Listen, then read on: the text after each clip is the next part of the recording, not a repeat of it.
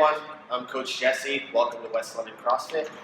Today I want to talk to you guys a little bit about two new pieces that we have at the gym here in the back corner, our Ski Ergs. I've seen a lot of people kind of milling about, checking them out a little bit through our warm-ups and cool-downs. So I wanted to talk a little bit more specifically about why they're here, why we got them, and what they're designed for. So the Ski Erg is very similar in nature to a rower or an assault bike or skipping, in terms of it being a fairly low complexity cyclical conditioning piece. The dose response and the intensity is always dependent on the program design, the intention of the individual, the understanding of that individual, and then the skill of actually using the piece of equipment. In terms of domains of fitness, all of our cyclical conditioning pieces are focused mostly on cardiovascular respiratory endurance, and also sometimes our stamina pieces as well. But again, that's going to depend on proper program design there.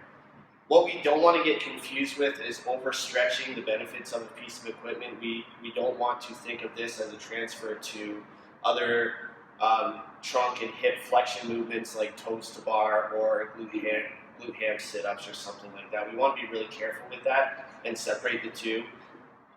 Yes, the loading sequence might be similar. It is not going to transfer into better toes to bar. If you want to work on those skills, you have to work on those skills separately from this. So bringing it back to the Ski Erg, it's very similar to our rower in terms of having a damper setting that we can adjust, 1 being the lowest, and then 10 being the highest resistance. Again, you can work with a coach on establishing what's going to be the most efficient damper setting and stroke speed and stuff for you, but we can work on that kind of on the fly. We're going to turn, grab our handles up high. I prefer to have the wide piece of the handle into the heel of my palm, and then I put my thumb up on top beside this rope just to help with my grip a little bit, especially with a longer piece when your hands start to get sweaty. The tendency for your hands to slip and slide definitely goes up. So that just helps me feel a little bit more confident in my grip with this.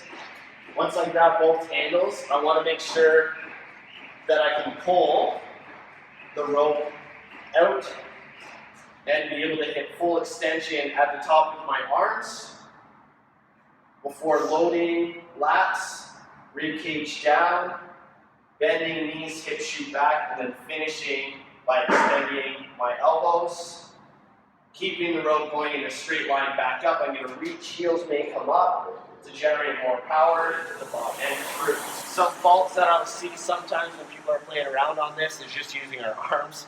That's going to be very inefficient by just extending arms constantly over and over again. That's going to get very tiring.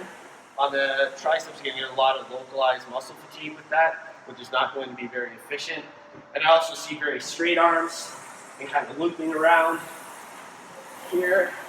That's also going to be very efficient over time.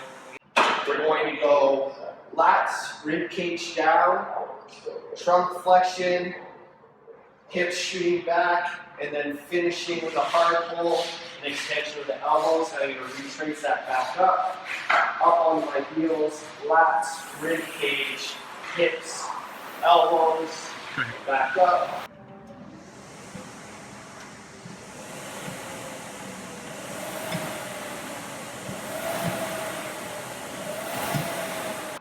Okay, again, Coach Jesse, thank you for joining me today. Touching on a new skill, the Ski Erg. Fitness is my passion. I love sharing it with you guys. Thank you.